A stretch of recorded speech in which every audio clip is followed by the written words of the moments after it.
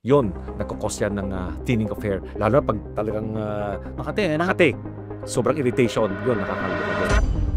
90% of male na uminom nito, effective, pero, alam mo, pero lalambot yung, sinabi mo, parang lulutuin na natin yung ulo. Malasa na. Lahat yan, nagpapabawas ng DHT na nagpaparipis ng buhok natin. So, itong mga to, oil na to, very healthy sa ating buhok.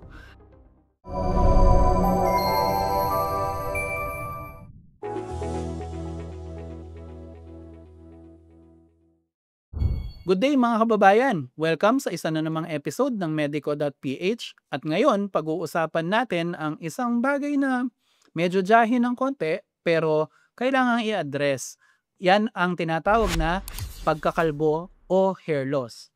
Ngayon, pwede itong mangyari both sa lalaki at sa babae, minsan habang nag-iedad, minsan mas bata pa, no, Doc? Yes. And to help us understand hair loss tsaka yung mga treatment options natin para dito is our medical director, Dr. Anthony So.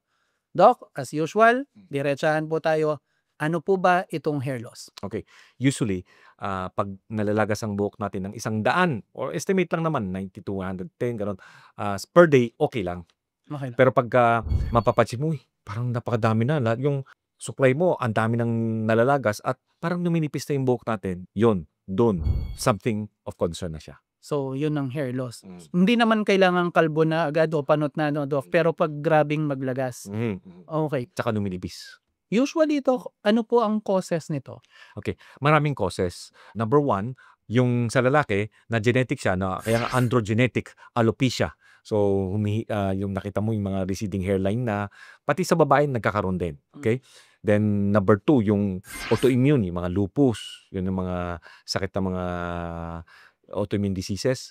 Pangatlo, yung sa babae naman, yung hormonal changes. Ano yung mga hormonal changes? Yung pag nanganganak siya, yun, ang daming hormones kasi yan eh. So, nakaka-stress. Yun, thinning ng hair yon. Then, childbirth or yung menopausal, nababawasan naman ng hormone. Or meron kang PCOS, yung polycystic ovarian syndrome. Or may hormonal problem na hypothyroid. Yun, nakakabawas ng buhok. Thyroid, yung gland sa leeg, no? Yes. Then, infection, yung seborrheic dermatitis, yung mga dandruff, tapos yung mga infection na fungal infection, yun, nagkakos yan ng thinning of hair. Lalo na pag talagang Makati, ano? Makati, sobrang irritation, yun, nakakalbo ka doon. Then, yung mga gamot, pag-usapan din natin mga gamot, yung mga anti-blood pressure na gamot, yung mga ending with olol, antedolol, metoprolol, yon. Tapos, yung mga anticoagulants, yung mga heparin, yung pampalabnaw, mga apixaban, yun, nakakalagas pala ng buhok yun. Then, anti-cancer, syempre, sigurado na yun. Kasi tinatanggal niya yung, pinapastop niya yung growth ng cancer, pinapastop rin yung growth ng hair natin. Pag Pero, anti-cancer, Doc, yung mga chemo? yes, Okay. chemotherapy. Pero, hopefully, temporary lang naman yan eh. Then, anti-depression, yung mga fluoxetine, yun, nakaka-hair loss din po siya. So, yung mga pinang-treat sa, nagka-problema sa mental health, no? Yes, yung mga nade-depress siya, yun, nakaka-hair loss din pala yung mga gamot nila. Then, panganin mo, stress. Kung nai-stress ka sa pag-aaral ninyo, sa mga pagbata kayo, tapos yung may makita sa sobrang stress, naghihila ng buhok, yun, nakaka-hair loss din siya. At yung mga nag-i-style, yung mga pag-i-style, yung mga banat na banat. Kasi pag yung mga naka-hairband, banat na banat kasi siya eh. So, nasisira yung hair follicles natin. Then, yung hair blow dryer na nakatapat sa hair follicles natin, yun, at yung mga mainit, nakaka-stunt pala siya ng growth. Ginagawa niya, pinapa-rest niya yung growth ng hair. Kaya nga, numilipis yun. So, yung sa pagpapaaraw, sa hair natin, tapos yung mga mainit, bawasan natin yun. Okay. So, ang dami pala, Daming Doc. dahilan. Aging. That's Kasama number rin. 1, aging. Okay. So, natural lang yung medyo mapapanot habang tumatanda, no? May ibang nabibiyayaan, Doc, no? Kahit matanda na, ang kapal pa rin ng buhok eh. Oo, kasi dahil yung sa pagkalalaki, yung tawag na DHT, kasi yung testosterone, dumadaan sa enzyme na 5-alpha reductase, nagiging DHT siya, na dihydrotestosterone.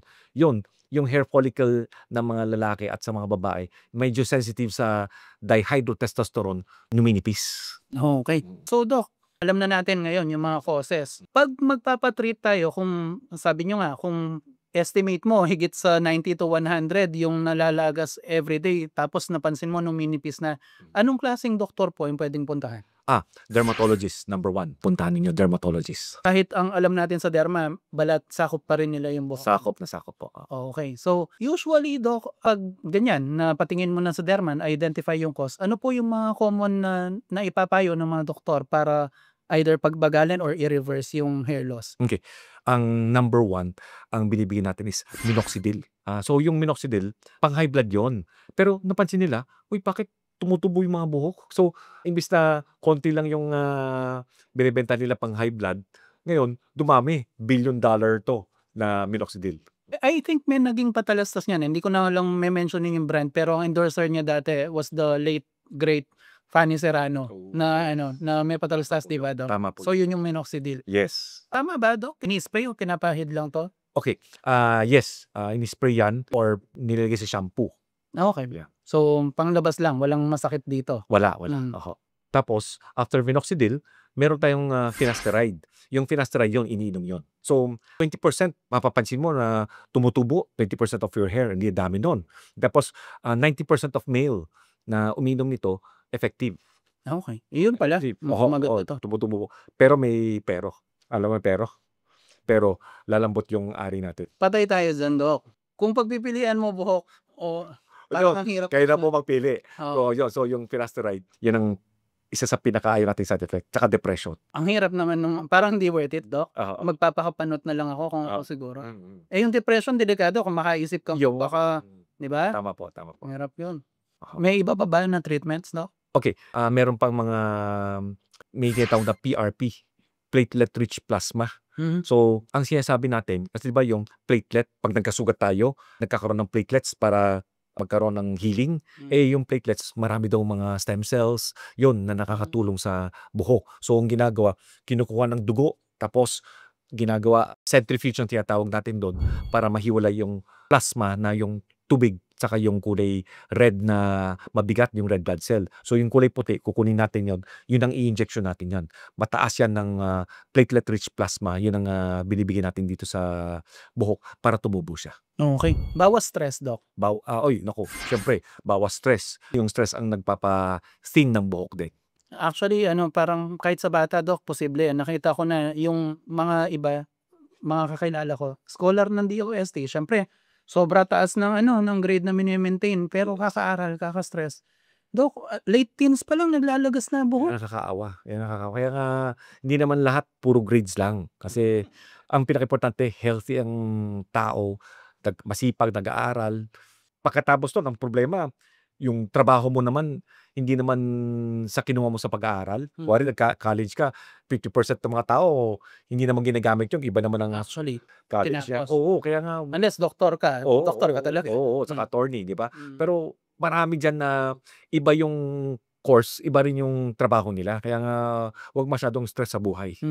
Kung babagsak ang health mo, hindi na worth it. Yes. Doc, yung mga hair transplant, nag-work ba yan? Yun. Si Donald Trump, di ba? So, iisa-isay yan. Hair transplant yan. Hair transplant, iisa-isay nila. Okay?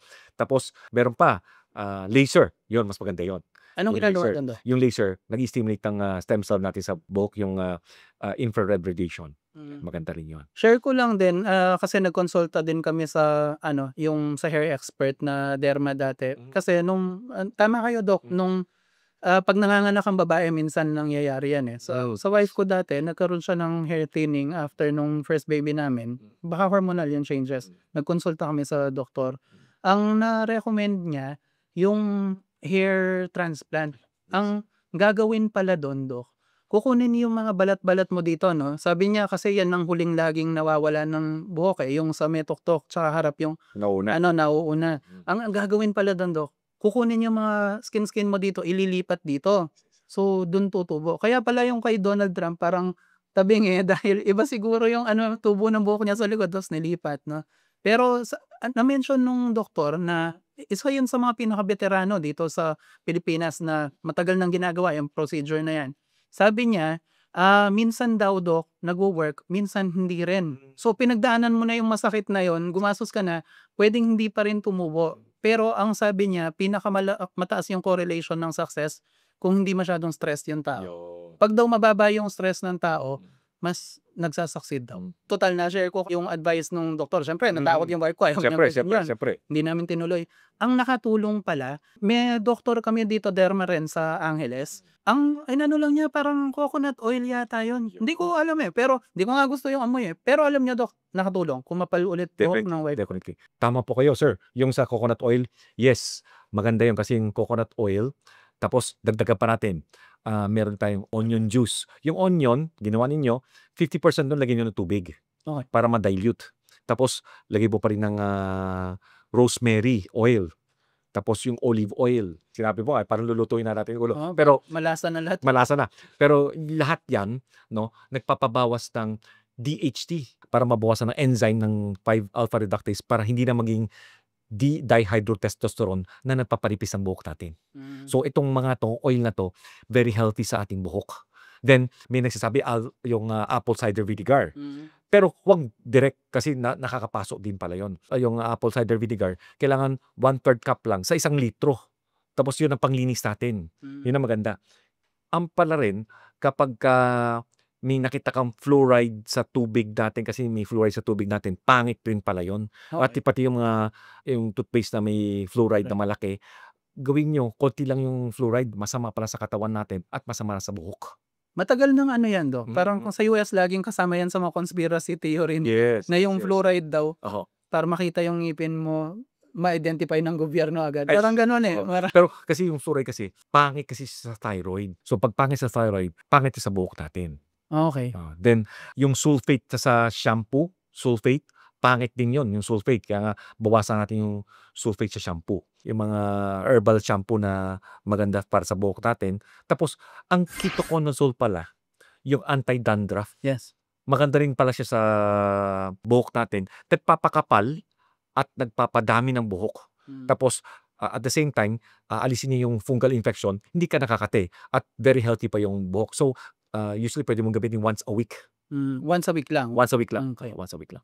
Ang dami naman palang pwede na natural muna, no, Doc? So, Yes. siguro bago maggamot, subukan muna itong mga to. Then, syempre, healthy lifestyle. Mm. Yung Mediterranean diet. Kasi pag Mediterranean diet, yun, maganda yan sa hair function natin. Syempre, pag maganda ang health ng circulation mo, maganda rin yung hair growth mo. So, Mediterranean diet. Tapos, maganda rin yung vitamin A sa buhok. Then yung B, yung biotin. Yung biotin pala, nagpapaganda ng regrowth ng hair at nagpapamaintain ng ganda ng hair, biotin. C, siyempre, vitamin C, collagen. Collagen maganda sa hair yon. Tapos, vitamin D for the hair also. Then, yung mga iron, selenium, yung selenium, makikita yan sa seafood pala. Tsaka, maganda yan para sa thyroid natin, selenium. Then, zinc, maganda rin sa hair natin.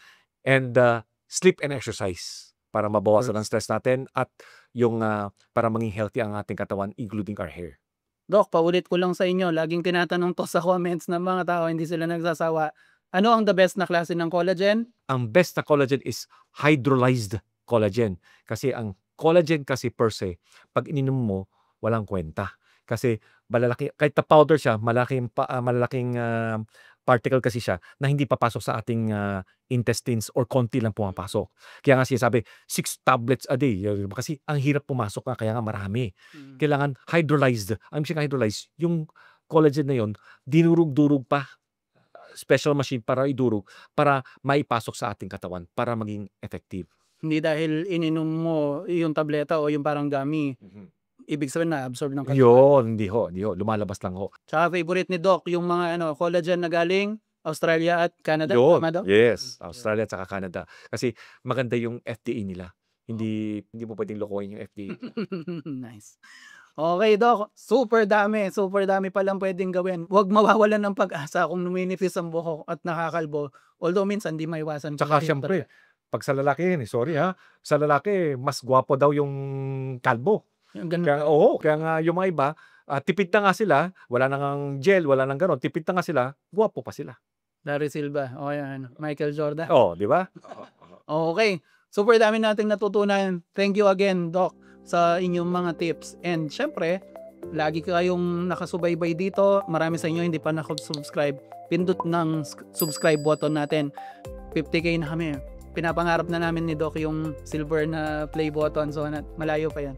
Anyway, this has been Glenn, the Managing Director of Medico.ph, at syempre ang aking partner si Dr. Anthony So, ang ating Medical Director, saying stay happy, stay healthy, and see you sa next episode.